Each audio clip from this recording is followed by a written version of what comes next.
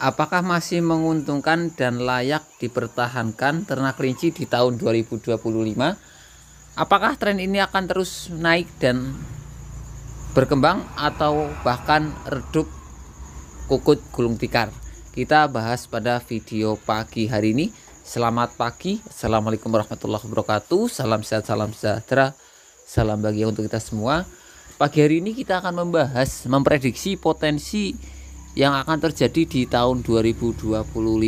Apakah ternak kelinci di tahun yang akan datang akan kembali terus menanjak trennya atau bahkan turun? Hal ini sangat perlu kita bahas karena banyak sekali yang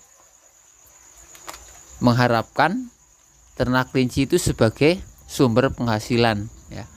Apakah ternak kelinci layak untuk diperjuangkan di tahun 2025 dan apa jenis mana yang akan tren atau viral di tahun tersebut?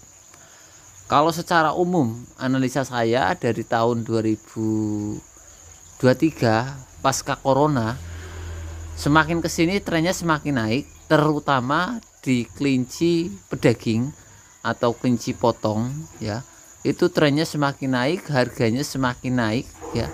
Yang tadinya di harga 30 terus naik di harga 35, sekarang 37 sampai 40.000 per kilonya untuk harga daging hidup. Apakah nanti di tahun 2025 ada kenaikan lagi? Kita tunggu dan kita prediksi di pagi hari ini. Kalau menurut saya pribadi, ya, analisa yang ada di lapangan, secara umum stok keseluruhan daging bibitan yang ada di lapangan itu masih sangat terbatas, sedangkan tren kebutuhan dan konsumsi makan daging kelinci, daging sehat itu semakin kesini semakin luar biasa. Dalam artian semakin banyak orang-orang yang cari daging kelinci, bahkan resto-resto di kota-kota besar yang mengelola atau mengolah daging kelinci itu adalah salah satu resto-resto yang trending atau resto-resto yang favorit di kalangan pencinta daging sehat gitu, teman-teman, ya. Jadi prediksi saya di tahun 2025 itu, ya, tren daging kelinci atau tren ternak kelinci itu semakin menanjak atau semakin naik. Dalam artian apa? Kebutuhan dagingnya itu semakin besar gitu. Lah untuk tren yang kontes gimana, Mas? Tren yang kontes kalau emang publikasinya atau event-event kontes masih terus berjalan pastinya akan naik. Kebetulan saya sendiri nggak terjun atau nggak bergerak di bidang tersebut. Saya sendiri lebih fokus ke pembibitan dan ke kelinci berdaging seperti itu. Kelinci berdaging jenis apa yang akan tren di tahun 2025?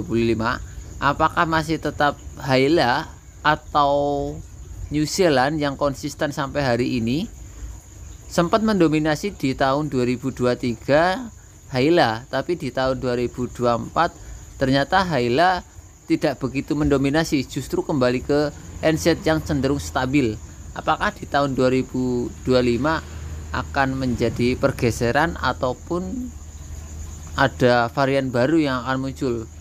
Saya sendiri kurang paham, ya, tapi prediksi saya antara New Zealand dengan Haila itu masih menjadi idaman bagi teman-teman peternak, khususnya yang market share-nya atau target marketnya itu di kelinci pedaging. Karena dari dua jenis tersebut banyak sekali keunggulan dan keuntungan yang berpihak kepada peternak. Salah satunya pertumbuhannya cepat, adaptasinya juga bagus, anakannya banyak. Lah itu yang paling banyak dicari dari berbagai macam jenis, ya, untuk dibreedingkan, terutama peternak-peternak yang menargetkan untuk kelinci pedaging begitu. Apalagi di kota-kota yang suhunya panas begitu, itu menjadi menjadi jenis yang favorit seperti itu untuk sampai saat ini gitu.